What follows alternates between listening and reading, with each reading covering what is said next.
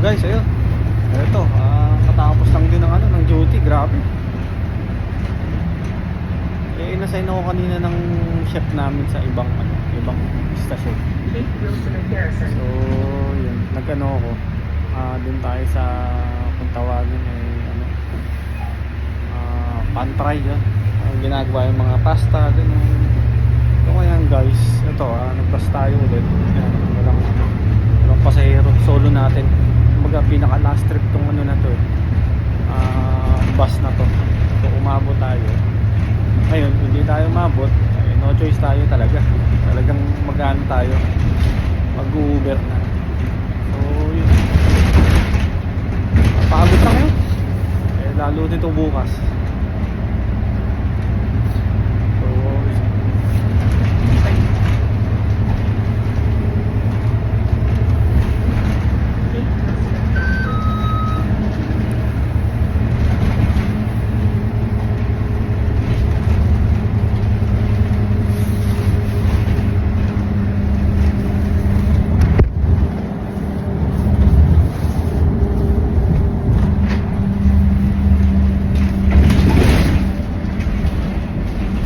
Okay, stop po, bahan tayo.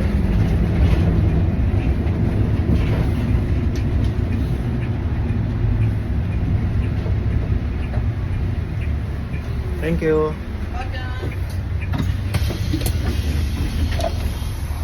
Yun.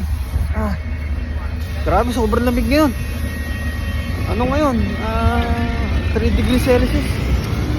Kita ako sa weather kanina. Paano pa kaya sa Paano pa kaya sa ibang sa ibang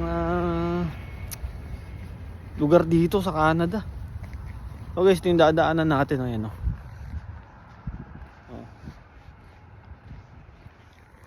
So as of now, na ngayon?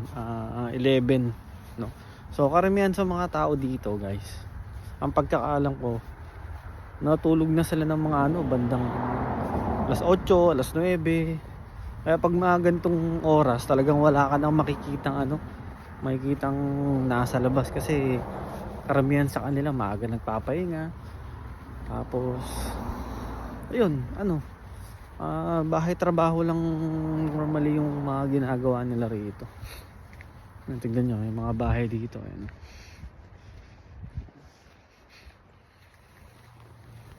So ayun, mga 5 minutes na lakad magmula dun sa bus station, tapos doon tayo sa bahay.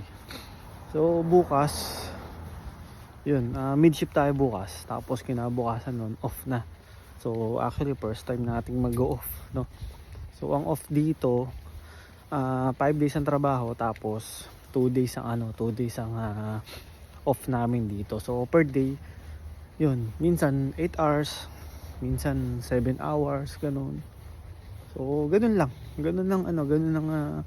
ang schedule, no? So depende kung morning ka, pero actually hindi ko pa na-experience yung mag-morning ako dito. Kadalasan either 3 o'clock or 12 o'clock ng tanghali. So guys, dito tingnan nyo, may mga bahay dito na talagang nagde-decorate sila sa Christmas, gaya niya, no? Ayan. Kita nyo, may mga Christmas lights sila rito. Ayan, no? Tapos dito guys, ang pag-celebrate nilang Christmas dito, na ko lang base lang din sa mga kasama ko rito, lahat sarado. Even yung mga restaurant sarado pag December 25 talaga. So ganun dito. Pero pag New Year, yan, open daw sila. Umaga, hindi lahat sarado. So yun guys, ito na rin, malapit-lapit na rin ako sa bahay. So yun, salamat guys. Yun, ingat kayo. God bless.